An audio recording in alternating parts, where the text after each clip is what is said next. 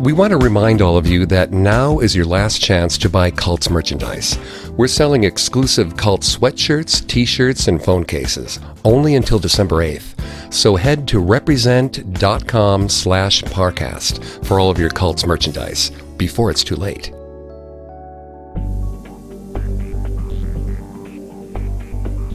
Due to the graphic nature of this cult's crimes, listener discretion is advised. This episode includes discussions that some people may find offensive. We advise extreme caution for children under 13. Hi, I'm Greg Polson. And I'm Vanessa Richardson. And this is Cults. You can find new episodes of the show every Tuesday on Apple Podcasts, TuneIn, Google Play, SoundCloud, Stitcher, and Spotify, or on our website, parcast.com, spelled Parcast.com. Don't forget to subscribe while you're there, because a new episode comes out every Tuesday. You can also find us on Facebook and Instagram at Parcast, and on Twitter at Parcast Network. If you like what you hear, please leave a 5-star review wherever you're listening. We will be together and feel the heavenly fire and accomplish the Lord's love. And nothing less. Children will result. You helping me will result.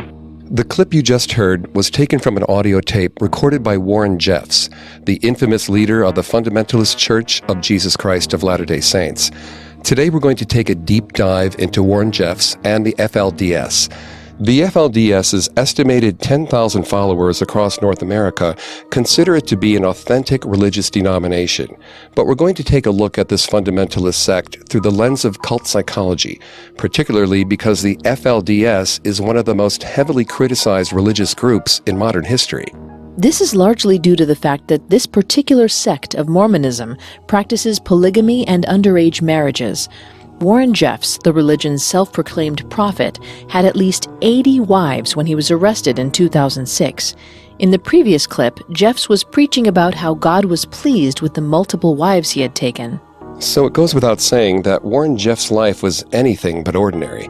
In the first part of this 2-part series, we'll examine Jeffs' early life and his rise to the top of the FLDS. In Part 2, we'll discuss how the FLDS changed under Warren's leadership and how those changes made Warren one of the FBI's most wanted fugitives. Before we begin with Rulon Jeffs, however, it is important to differentiate the Fundamentalists' Latter-day Saints from the official Church of Jesus Christ of Latter-day Saints.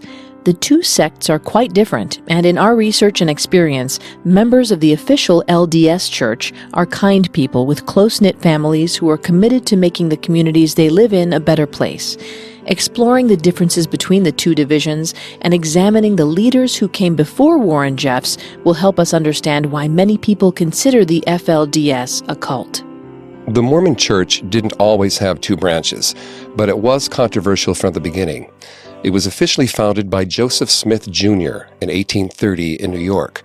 Smith told his first followers that when he was 14 years old, he had gone to the woods to pray, and God and Jesus Christ visited him from heaven. Smith explained that God wanted Joseph to create the true Church of Jesus Christ on earth.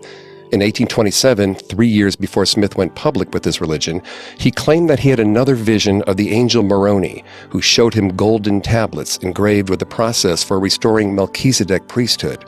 This knowledge ordained Smith as the prophet of the Church of Jesus Christ of Latter-day Saints.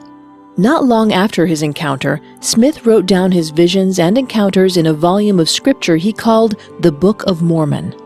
In this text, Smith explained that around 600 BC, the Israelites who chose to leave Jerusalem came to North America where they settled at God's request. After Jesus Christ's crucifixion and death, he appeared to these settlers to tell them that God sent out many prophets to spread the church's word. Joseph Smith declared himself one of these prophets based on his visions and communication with heavenly beings. It wasn't long after the publication of the Book of Mormon that Smith welcomed his first practitioners. In the beginning, the church was unified, and without the fundamentalist/contemporary distinctions. Most members, including Smith, practiced polygamy. The early Church of Jesus Christ of Latter-day Saints viewed plural marriages as a commandment from God, and though not all men chose to take more than one wife, those that did were revered in the religious community. In fact, Smith preached that any man who married at least 3 wives would reach the highest level in heaven. Smith preached his religion fervently, despite the criticisms he received from other Christians. It's important to note that Smith was a powerful religious leader, but he certainly wasn't a cult leader. He cared for his followers' well-being. He built a strong, safe community for his followers and began the church's tradition of abstinence from alcohol, tobacco, coffee, and tea.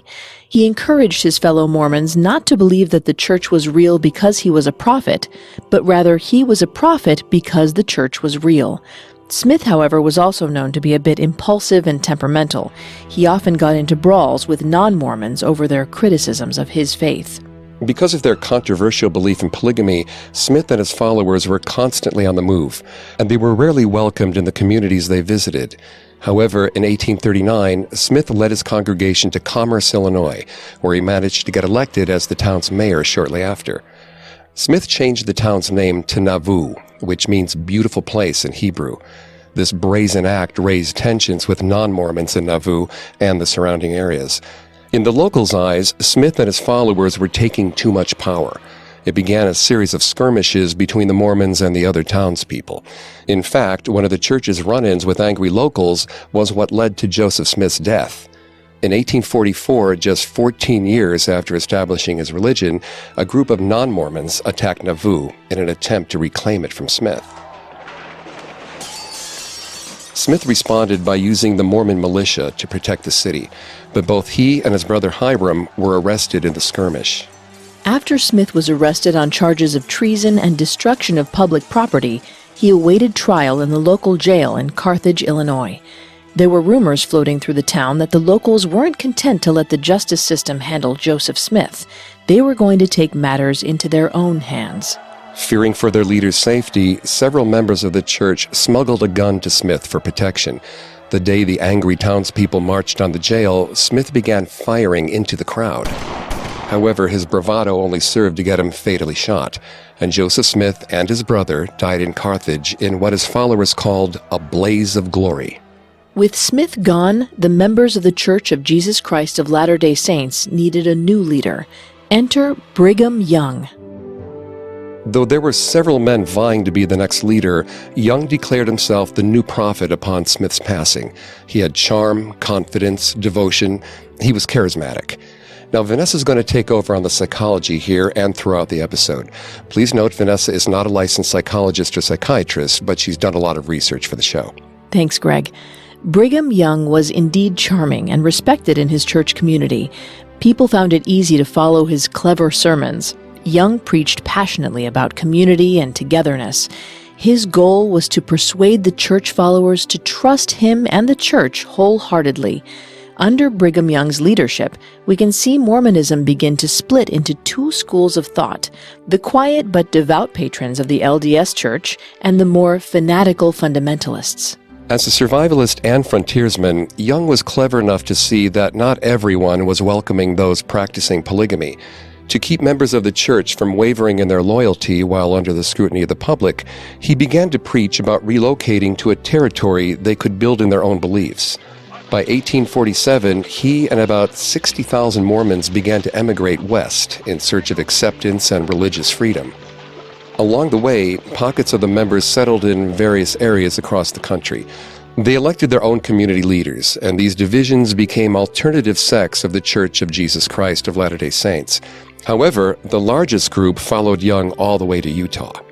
The loss of members and the hardship of the journey took their toll on Young. In their new home, he placed heavy emphasis on community and family.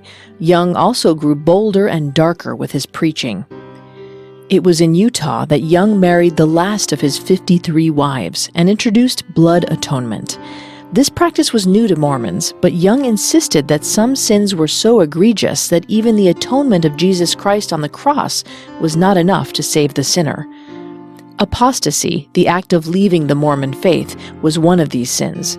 Young preached that those who committed such sins would have to be killed, thus spilling their own blood as a sort of sacrificial offering for forgiveness. LDS followers were already wary of non-Mormons, but Brigham Young's more radicalized preaching and disdain for anyone outside the Mormon faith may have exacerbated this. Many believe that this was what led to the Meadows Massacre. For Mormons, this event was what began the church's longtime quarrel with the U.S. government.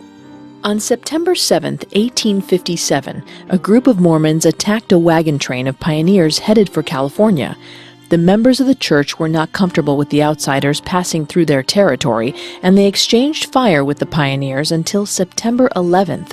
On that day, the pioneers surrendered under the promise of safe passage through the rest of the Mormons' territory. However, when the pioneers left their cover and hiding spaces, the attacking Mormons slaughtered 120 men, women, and children. The Mormon Church has since officially apologized for the event. However, at the time, they denied any involvement, despite correspondences between Young and the elders of the other LDS communities, in which Young suggested that he had a solution for outsiders entering Mormon territory. Locals buried the remains of the wagon party at the site and had a cross made from trees in the area. The burial marker was engraved with the words, quote, "Vengeance is mine, saith the Lord, I will repay," end quote. The marker stood for 2 years before it was mysteriously taken down. The non-Mormon locals protested that Brigham Young and several of his close followers traveled to the site to destroy the marker while shouting, "Vengeance is mine, and I have taken a little." It's no wonder that by 1862, the U.S. government had placed a watchful eye on the Mormon Church and publicly criticized its practices, specifically polygamy and blood atonement. Laws were proposed to prevent plural marriages, but the church fought back. Brigham Young continued to speak out against the outsiders' hatred for the Church of Jesus Christ of Latter-day Saints, but his health was rapidly deteriorating. On August 29, 1877, Young died of a combination of cholera and a ruptured appendix. The most devout followers of the Church of Jesus Christ of Latter-day Saints continued to push back against government interference in their religion. They took their case to the U.S. Supreme Court, citing the First Amendment's protection of religious freedom. However, the court ruled that while religious belief was protected by law, religious practice was not. The Supreme Court's decision in 1879 officially made polygamy illegal. How did the church handle this development? Well, church leaders told members that God's law was higher than the laws of man. The legislation banning polygamy was largely ignored, and the practice of plural marriage continued. The Mormon Church's disregard for the law angered officials in Washington, D.C., and in 1887, Congress passed the Edmunds-Tucker Act, just as the church's fourth president, Wilford Woodruff, was coming into power. Under the Edmunds-Tucker Act, the Church of Latter-day Saints was forced to disincorporate, and any property valued over $50,000 that was owned by LDS was confiscated by the government. It also made polygamy punishable by $500 to $800, between roughly $13,500 and $21,600 in today's money, and imprisonment up to 5 years. By 1890, LDS President Wilford Woodruff began to preach a calmer message to his followers. He understood what Brigham Young did not. The Church of Latter-day Saints had to change in order to survive. Even then, Utah was a center for the Mormon faith, and the church's members made up a large portion of its population. When Utah began to petition Congress for statehood, the government saw another opportunity to put an end to polygamy. Congress replied that before it would allow the territory to become a state, it would have to end the practice for good. The Utah Mormons were also required to disband their political party, the People's Party. These were the two most important stipulations for Utah to gain statehood that were specifically directed at the Church of Jesus Christ of Latter-day Saints. Woodruff accepted that times were changing and the church needed to change with them. In 1890, he sent out word that officially denounced polygamy within Mormonism, and he issued a manifesto that anyone who continued the practice would be excommunicated. And that was where the true split of the LDS and the FLDS sects happened. Members of the official LDS Church do not believe in polygamy, blood atonement, or any other practices that could cause people physical harm.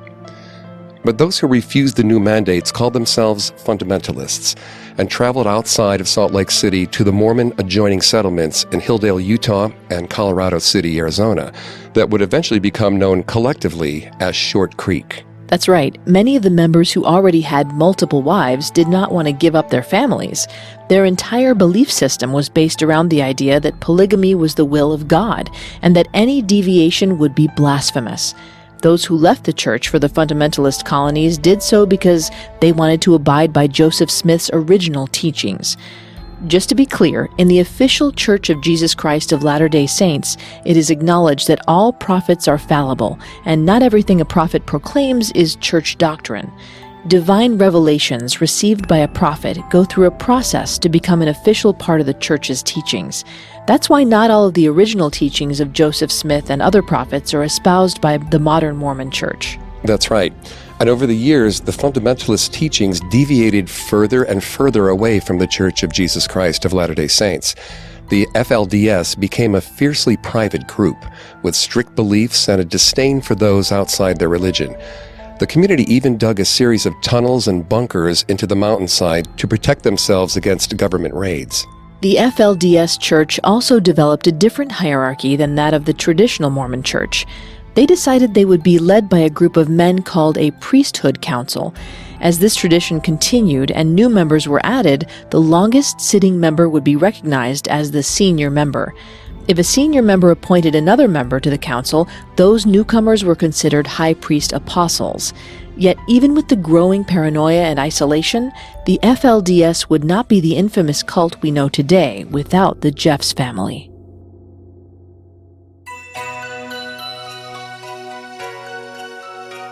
Now for something we're excited to recommend. If you're still searching for the perfect Christmas gift for your friend or family member, look no further. Hand-built and engraved in California, Tree Hut watches are made of real wood, and each watch has a unique grain and wood tone, so no two watches are ever the same. And since Tree Hut watches are so lightweight, they're fantastic for everyday wear. There's a style for everyone, from all wood to stainless steel and wood combos to leather bands and canvas bands. I picked out the Rosewood 25 wooden watch with the leather strap for my husband's birthday and had the back engraved with a personal message. I'm sure he loved that. It was a really great gift. So if any of you are looking to pick out a unique gift for someone special, for a limited time, you can take 15% off your first order. Just visit treehutwatches.com/cults and enter promo code CULTS at checkout. This is a special holiday offer and expires December 31st. Again, go to treehutwatches.com/cults and enter promo code CULTS for 15% off your first order. Now let's talk about something else we love. It's really hard to pick out the perfect gift, but all too easy to get it totally wrong. Mancrates.com is the surest way to find gifts that guys will actually love, guaranteed. This isn't a Cheese of the Month Club or a new tie. Man Crates offers over 100 hand-curated gift collections for every type of guy, from the rugged outdoorsman to the sports fanatic and everything in between. Like the Whiskey Appreciation Crate with a personalized decanter and glasses for his favorite drink. Or the Grillmaster Crate with a brass knuckle meat tenderizer and cast iron smoker box. Just go to mancrates.com, pick the perfect crate, and choose the delivery date. When his crate arrives, he gets to pry that bad boy open with his own laser-engraved crowbar. Both Men's Health and Allure magazine are saying man crates are the perfect gift for men, and those two don't agree on anything. They have thousands of 5-star reviews, and every man crate comes with a high-five guarantee. Own the holidays. Just go to mancrates.com/cults to get 5% off your order. That's 5% off at mancrates.com/cults. mancrates.com/cults. Now, let's get back to the story. Rulon, Warren's father, was initially raised as a member of the Church of Jesus Christ of Latter-day Saints, but as we stated previously, the Mormon Church banned polygamy in 1890 in order for Utah to gain statehood, and all members who refused to give up the practice were excommunicated. The Jeffs family did not want to give up their affiliation with the church or their multiple wives. So after Rulon was born in 1909, they relocated to Short Creek from Salt Lake City, where they continued practicing polygamy as part of the fundamentalist community. Standing over 6 feet tall, Rulon cut an intimidating figure, but his easy smile and quick charm endeared people to him. These factors helped Rulon quickly climb in the ranks of the FLDS. By April 19, 1945, at the age of 36, he was ordained as a high priest apostle in the church. Things seemed to be going well for the Fundamentalists and for the Jeffs family.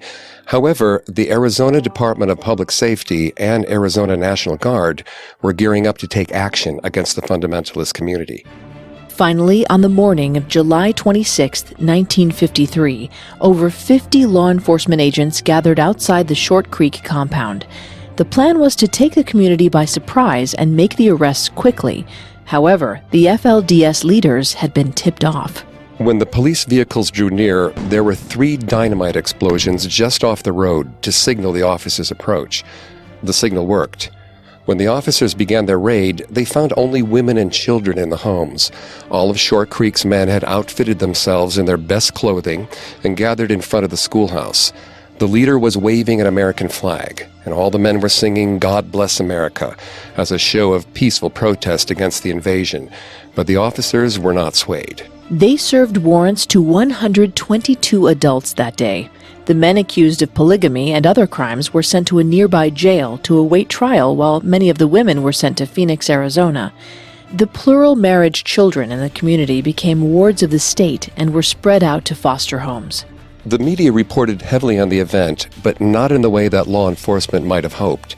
Instead of painting the members of the FLDS as polygamous lawbreakers, they captured photos of children crying as they were taken from their families. They showed images of well-dressed, cooperative young men being forced into handcuffs. Fundamentalists living outside the Short Creek community were terrified by the unnecessary show of force against their religious brethren. The Short Creek raid is believed to be one of the most influential events in FLDS history. In the minds of the church followers, the raid proved that outsiders were dangerous and only wished them harm. It initiated a larger move toward reclusion from mainstream society. Even though Rulon Jeffs was born 2 years after the raid and the Jeffs family had not been part of the arrests, he would often cite the event as justification for his aggressive isolationism when he eventually took over the FLDS. Rulon had been prepared for the fallout after the raid. He knew that the government and law enforcement would be watching Short Creek closely, and he sent his wife Marilyn Steed to Sacramento, California, to live there until tensions between the church and the outsiders calmed down. It was in Sacramento that Rulon and Marilyn's son, Warren, was born. Warren Steed Jeffs was born on December 3, 1955. He was the 14th child that Rulon had fathered between his brides, and growing up in such a large family certainly played a role in Warren's development. Warren's upbringing may have a lot to do with the man he became. According to studies done at the University of Lincoln, children who grow up in large families, particularly in polygamist families, often develop more emotional and psychological problems than children from monogamous families. In fact, children from polygamous families are more prone to hostility, paranoid ideation, externalizing problems, and acute affective disorders. All things Rulon Jeffs was known for at the peak of his reign. That's right. It is not uncommon for children of large families to turn to manipulation or violent behavior to set themselves apart from their siblings and gain some parental attention. However, Warren was singled out from the start. Rulon Jeffs was born 2 months premature, and in 1955, the survival rate for preterm infants was low. Warren's life hung in the balance during the first few weeks of his life, but when he pulled through, Rulon considered him a golden child.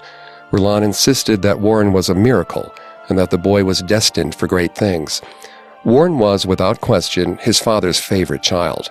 Here again we see the makings of a cult leader. When a parent singles out a child as the favorite, that child often develops an inflated sense of self. The child may also begin to believe that they can do no wrong. They may expect others to treat them with the same level of admiration that their parents do, and when they do not, the child may react with violence. This can greatly affect how the child learns to interact in society, and Warren's case is no different. Warren loved being his father's favorite. In fact, he lorded over his many siblings by ordering them around at his will. When they would disobey or resist, he would tattle on them to Rulon. Of Warren's estimated 65 brothers and sisters, only 7 were his full-blooded siblings. Warren bonded most closely with all 4 of his full brothers, the brothers with whom he shared both his mother and father. These included Leroy, Nephi, Isaac, and Seth. Though the Jeffs brothers got along well on the surface, they weren't exempt from Warren's narcissism and manipulation. Former FBI psychologist Joe Navarro states that the most common trait of powerful religious leaders is pathological narcissism. It is when these individuals develop grandiose ideas about themselves and their purpose that they become dangerous. The leader does not like their word challenged and demands unquestioned obedience. Warren used his position as the favored child to convince his brothers to follow his leadership. He suggested that if they remained his trusted allies, they would win favor with their father. While Warren was charming his brothers, he was also studying their personalities and strengths closely to determine how they could be of use to him. When Warren needed protection or wanted to intimidate someone, he turned to Leroy. His older brother's quiet demeanor and large build made him rather daunting. Nephi, on the other hand, was who Warren turned to when he needed advice or guidance. Seth and Isaac, Warren's youngest full brothers, often acted as lackeys. They would run errands and perform menial tasks for Warren. Most people would not allow their siblings to control them in such a way, but Warren's brothers grew up hearing that their brother was a miracle, and they witnessed the special treatment he received regularly from their father. In time, they began to believe that Warren really was the family's golden child, and this made it that much easier for Warren to manipulate his brothers. Did Warren ever express any guilt for the way he used his brothers? It's not likely. Well, thanks to his father, Warren was growing up with a powerful sense of entitlement. This would have limited his ability to see how his actions affected other people. He most likely felt that his relationships with his brothers were totally normal, as he was being raised to believe that his siblings' purpose was to serve him. Aren't those behaviors often exhibited by people with a narcissistic personality? Exactly. Whether this is a disorder or just a set of common traits has been disputed by mental health professionals. But narcissists are generally believed to exhibit a lack of empathy, a grandiose sense of self-importance, preoccupations with power, and a need for admiration. Most people with a narcissistic personality begin to show these traits in childhood, just like Warren. Yet, even with all these behavioral red flags, Warren's father continued to fuel the boy's desire for power and attention. Rulon kept his family heavily immersed in the FLDS lifestyle. Warren and his siblings rarely engaged with non-FLDS members or traveled outside the Short Creek community. However, all of the Jeffs children did attend Alta Academy, the FLDS school located in Salt Lake City, Utah. When Warren and his siblings were enrolled, Alta Academy was run out of a large 30,000-square-foot home owned by the Fundamentalist Church. The children who attended were taught basic homeschool curriculum with a heavy religious influence. Reading, writing, and math were all very important, but science was not a strong area of focus. Though Warren was boarding at the school with his siblings, Rulon often pulled him out to accompany him on important FLDS business. When Warren's school schedule allowed for it, Rulon brought him to sit in on council meetings where important church and community matters were discussed. For anyone else, the schedule and travel to and from Short Creek would have been grueling, but Warren loved the intensity. Having a hectic schedule also may have played into Warren's inflated sense of importance. Psychological studies suggest that society views busy people as more successful and powerful. It could be that Warren used his hectic life to leverage respect, especially among his peers at Alta Academy. At school, Warren wasn't necessarily unpopular, but his strict devotion to rules and regimes made his peers wary of him. When others were playing or joking, Warren stoically focused on his studies. Yet, even as an adolescent, Warren understood that a leader must be likable in order to establish a strong following. Only when there was a certain level of trust established would the followers readily accept the leader's propaganda. Therefore, Warren taught himself to adjust his personality to fit whatever social situation he found himself in. With his teachers and the church elders, he was the quiet, well-disciplined miracle child. With his peers, he learned to make jokes and carry lighthearted conversations. By becoming socially fluid, Warren found it much easier to manipulate those around him. This was a skill that would benefit him into adulthood. As Warren's father grew more powerful within the church community, Warren saw more opportunities to build relationships and network with the church's most influential members. Whenever his father introduced him to a high-ranking member of the FLDS, Warren made a point to befriend that person in case they could be of use to him in the future.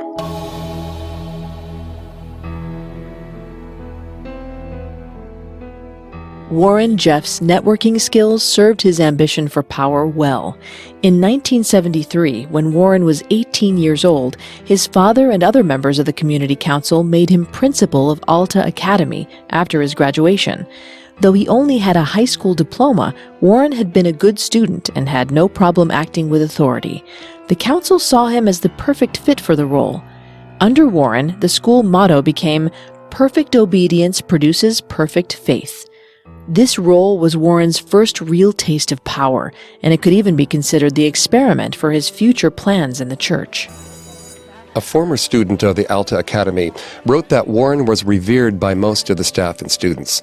The new principal had a talent for remembering everyone's name. He also seemed deeply committed to the academic success of every single student. His devotion to the school and its attendees made it easy for people to trust him. However, the same student who claimed that Warren was liked also pointed out that the new principal reinstated corporal punishment at the school not long after he assumed control. Children were beaten with a paddle or a yardstick if they misbehaved, though never by Warren himself. Warren also restructured the school's curriculum so that each day began with an hour-long service that included hymns, readings from the Book of Mormon, and sermons written by Warren. In terms of academics, the students studied accounting, geography, computer science, chemistry, and choir. Warren personally taught all the math and history classes. A former pupil of Warren said, quote, "Some of our lessons were slightly modified versions of the truth. We were taught that man had never landed on the moon as the Lord would never allow it." End quote. Another graduate of Alta Academy wrote in a blog post, quote, "Overall, I rather liked going to school there, despite the fact that it was so strict. They did have a very good curriculum, and we were given lots of homework. The thing I hated the most were the apocalyptic sermons that were given every few months or so. They scared the hell out of me and many of the other students. Uncle Warren would go into great detail, describing how they would happen and what would happen." End quote. Note how Warren's students, some of his first followers, referred to him as Uncle Warren. This tactic was part of Warren's carefully crafted personality. He knew that by portraying himself as another member of the family, he could gain the children's trust more easily. Many former Alta Academy students recall their regular one-on-one meetings in Rulon Jeffs' office. The principal was known for selecting favorites and pulling them aside for private chats where he would drive home his strict beliefs. He formed close bonds with many of his pupils, and several of Warren's former students later became his brides. It was likely during his 13-year tenure as the principal of Alta Academy that Warren mastered the art of manipulation, an important weapon in the cult leader's arsenal. As principal, Warren was able to test the boundaries of fear and love until he found the perfect combination for control. Warren used the Machiavellian tactics of being harsh on his students so they would not disobey him, while also making it seem like he genuinely cared about them, which kept them loyal. While he was principal at Alta Academy, Warren married his first wife, Annette Barlow. The couple were married in 1979, and not long after, Warren took Annette's sisters, Barbara Ann and Gloria, as his second and third wives. In Warren's mind, he was completing the task Joseph Smith set out for all Mormon men, to gain entry into the highest levels of heaven by marrying and starting families with at least 3 faithful women. In addition to fulfilling his religious duty to marry multiple wives, Warren made a point to use those marriages to his advantage. Each of Warren's wives, from his first, Annette Barlow, to his last wife, 16-year-old Nancy Joanne Steed, a distant cousin, came from a powerful family within the FLDS. Marriage between cousins was not uncommon in the FLDS community, especially if both families were part of the elite inner circle of the church, and Warren knew that each one of these marriages would benefit him later on. And Warren's thirst for power and control only grew when his father was selected as the new prophet for the FLDS in 1986, making Rulon the highest-ranking member of the FLDS. Like the prophets before him, Rulon Jeffs had his own plans for the church when he assumed the prophet title, and those plans were all designed to give his family more power and influence. Warren was 31 years old at the time, and he had watched his father's ascension through the church ranks very closely. When Rulon became prophet, he made Warren counselor to the church leader. Warren quickly resigned as principal of Alta Academy to focus on helping his father achieve his goals to restructure the hierarchy of the FLDS church. Rulon's first major change was to eliminate the Council of Elders, a group of high-ranking church members who helped make decisions for the community. This was a move designed to give full decision-making power and control of the community to Rulon, but few people recognized it as such. Rulon had spent years building up the trust of his fellow church members. They viewed his reorganization as the first steps toward bigger progress for the community. Rulon tested the boundaries of his power in the FLDS church and Short Creek community for 12 years. During this time, he introduced the FLDS's well-known mantra of "keep sweet" as a way to keep his followers in line. The phrase was a reminder to the church members to keep their emotions in check and to, quote, "fill themselves up with the goodness of the Holy Spirit," end quote. Whenever a church member would speak against Rulon's actions, he would gently but firmly remind them to keep sweet, and it was surprisingly effective at quelling any discontent in the community. Margaret T. Singer, professor of psychology at the University of California at Berkeley, wrote that when a leader uses his influence to produce behavioral changes in his followers, he is engaging in the act of brainwashing.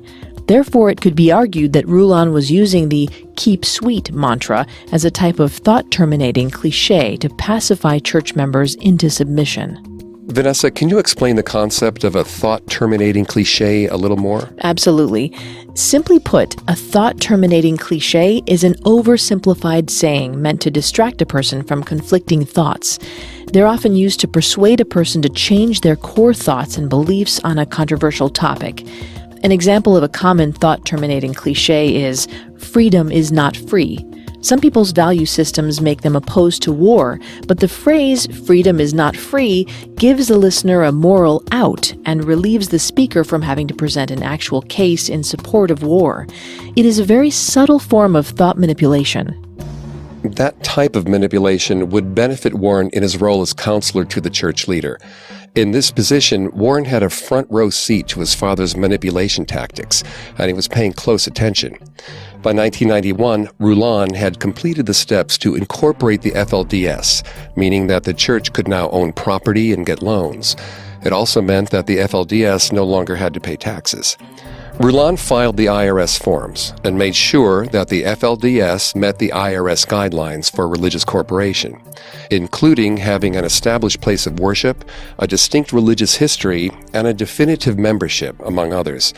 Upon the FLDS's incorporation, many in the community turned over the deeds to their homes to the church, giving Rulon the power to evict people as he saw fit. To this day, only about 10% of the homes in Short Creek are privately owned. It was another big step in Rulon's plan to legitimize the FLDS, and he continued this mission until he suffered a severe stroke in 1998. The incident left him unable to make public appearances or deliver sermons, and Warren saw a window of opportunity. For 43 years, he had acted as his father's protege. This was his chance to rise in the ranks. This gives us an interesting glimpse into the cold-hearted tendencies of Rulon Jeffs. His father's health was failing, and all Warren could see was a chance to increase his personal standing and assume more control. For all the love Warren's father showed him throughout his life, Rulon ended up being another pawn in his son's game. But Warren wasn't totally incapable of affection. No, in fact, Warren's daughter, Becky, told journalist Lisa Ling that in her mind, her father is two distinctly different people, the loving family man and the zealot leader. She remembered how Warren never forgot any of his children's birthdays and would purchase them each a unique card. She recalled singing hymns with him and dancing around the living room. Becky describes her father as a loving, devoted family man, but her mother was one of Warren's preferred wives. Roy, one of Warren's sons, remembers a different man. Roy's mother was not one of the favored wives, so Roy was often overlooked by his father. He recalls very little affection in their relationship, but he still felt great respect for Warren. Becky, however, still looks fondly at the old photos of herself and her father before she knew what he was capable of. With Rulon incapacitated, Warren began to preach his personal agenda to the community, claiming that it was the word of his father. When no one questioned his authority, Warren took things a step further. Using his newfound power, he began to isolate the Short Creek community from the rest of the world. He limited internet access and controlled what media came into the town. He even went so far as to ban dogs, toys, newspapers, and any sort of public celebration. Not long after that, he also took it upon himself to begin assigning wives to male followers, a task that could only be done by the prophet. However, the children wrought from these marriages were rarely fathered by the husband. Warren had introduced the new role of seed bearers to the community. He made a proclamation that in order to keep their community strong and their religion pure, couples could no longer have intercourse unless Warren gave them permission. Only men from elite families in Short Creek would be allowed to father children, and Warren appointed a select group of 15 men for the seed bearer positions. How did the seed bearers operate? Warren was already limiting physical contact between couples as a display of power, but with his introduction of the seed bearers, he added a new element. The process of this group went like this. Warren would approach a certain couple in the morning and announce that today was the day they could have intercourse. However, in the evening, 3 seed bearers, all wearing black robes to avoid identification, would enter the couple's home. 2 of the men would take notes, while the husband held his wife's hand as the third man copulated with the woman, creating a kind of reverse Handmaid's Tale reality where only the elite can spread their seed. Warren made it clear that any couple who engaged in intercourse or touched each other in any way without his permission would be excommunicated on the grounds of adultery. The fear of losing everything was enough to convince people to obey. Though Rulon was still alive at this time, Warren had seized most of the control over the FLDS. Warren framed his new decrees in a way that made it seem like he was trying to protect the people of the FLDS from the corruption of the outside world, when in reality, he wanted to control them. You can hear the cautionary, almost scolding tone Warren used when addressing his wives and his followers in the following clip. All of you need to qualify for further ordinances, no matter what you've received. And the key word is humility, the humility of service. And make sure you're not tending your own opinion. Stanley H. Cath, a psychoanalyst and associate professor of psychiatry at the Tufts University School of Medicine, wrote that cult leaders often establish and reinforce a we-they mentality with their constituency. The followers are made to believe that they will only be safe and find fulfillment within the leader's established community. This is a useful tool to help religious leaders maintain power within their groups. However, in Warren's case, we can see the we-they approach take a dark turn during his time as acting prophet. Under Warren's leadership, the religion's focus shifted from the church community and fellowship to pleasing the prophet, something that went completely against Joseph Smith's original teachings. Warren made his followers believe that only the prophet could protect the community from outsiders and apostates. But in order for him to perform his duty, the community needed to please him. Warren began to condition his followers to adhere to a please the prophet mindset. This new ethos allowed Warren to exploit his fellow FLDS members to satisfy his own perversions. It was around this time that Warren began to use his leadership position to molest children in his community. Becky, Warren's daughter, said that she was between 4 and 6 when her father began to assault her in their home. Warren's son, Roy, stated that he was around the same age when the molestations began. Several of Warren's nephews also claim that Warren molested them when they were children. When people asked why they never spoke out against Warren, they said they were raised to believe that the prophet knows best. Roy told Lisa Ling, quote, "I always felt like my father was perfect. I never held him accountable at all," end quote.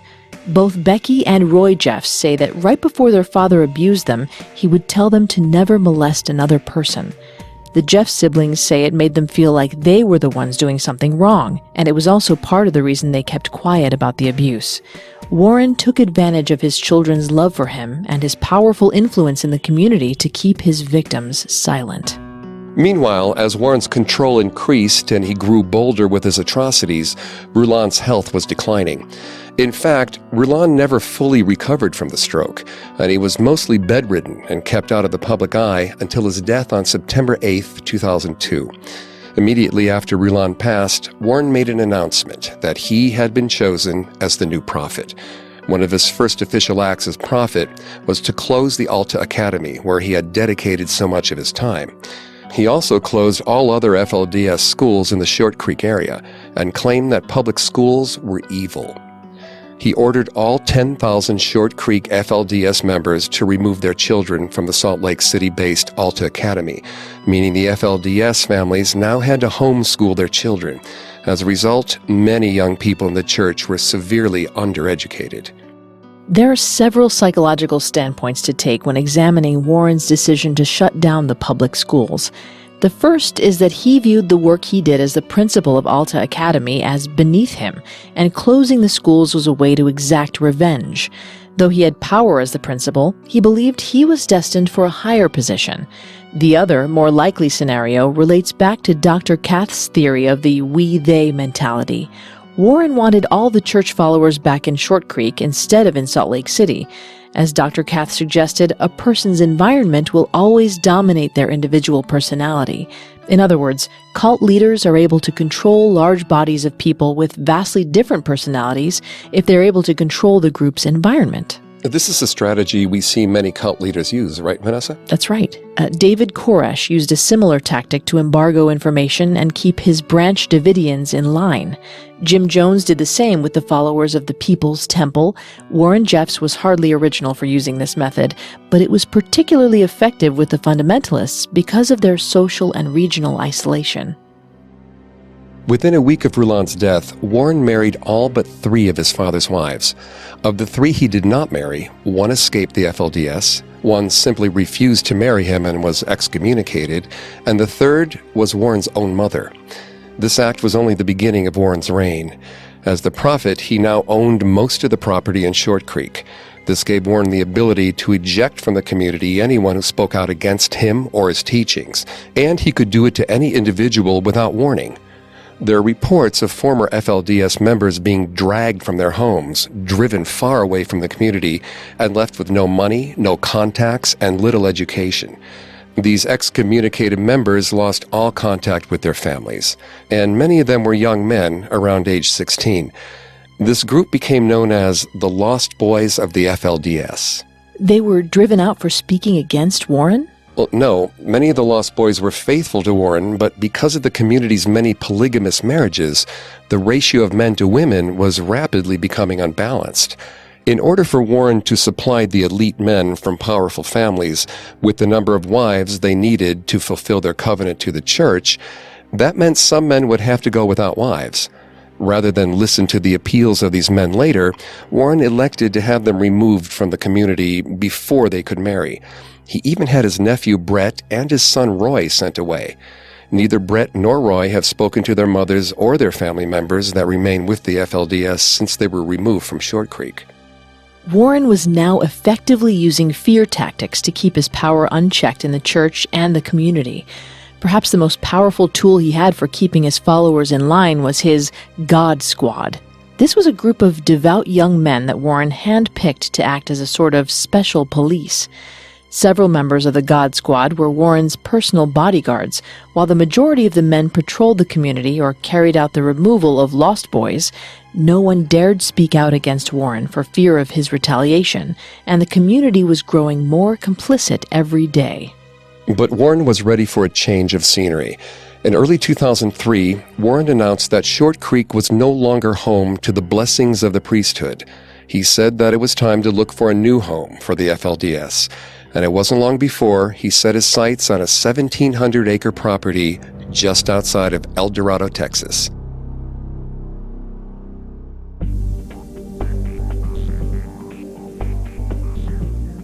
Join us for the next episode of Cults, when we'll zero in on the property that would become the Yearning for Zion Ranch, and on the 4-year time period that led to Warren Jeffs becoming one of the most notorious religious leaders in modern history.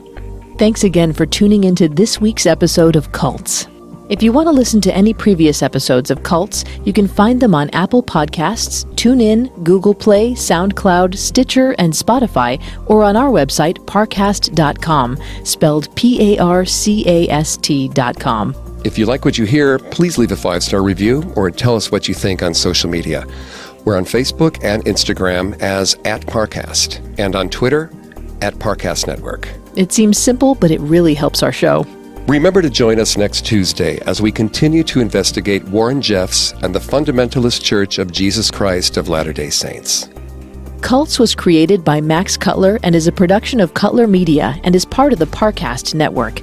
It is produced by Max and Ron Cutler, sound design by Ron Shapiro, with production assistance by Carrie Murphy, additional production assistance by Maggie Admire, Carly Madden, and Jeanette Manning. Cults is written by Jordan Giddens and stars Greg Polson and Vanessa Richardson. If you were hoping to get your hands on some exclusive Cults sweatshirts, t-shirts, and phone cases in time for the holidays, now's the time because sales end December 8th. Head to represent.com/Parcast before December 8th for all your Cults merchandise. Again, that's represent.com/Parcast before it's too late.